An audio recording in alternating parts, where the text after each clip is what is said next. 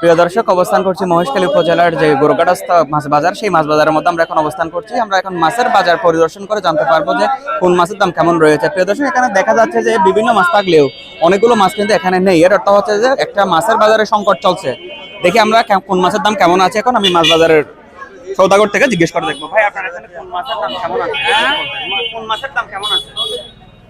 এটা তো একটা পুকুরের মাছ সব।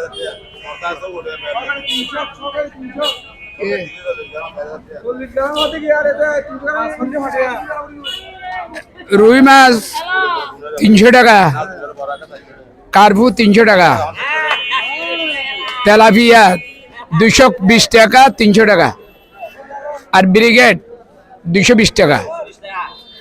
ওই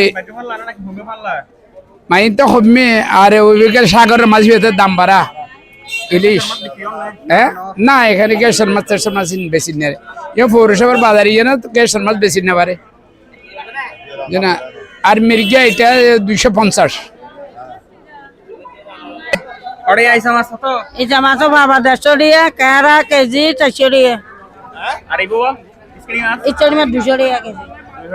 রকম আছে, একরকম একরকম রেট।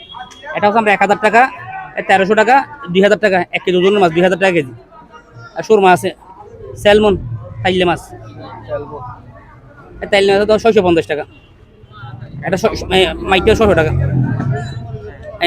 পুকুরের বড় তালাফি মাছ 320 টাকা, চিংড়ি 1100 টাকা।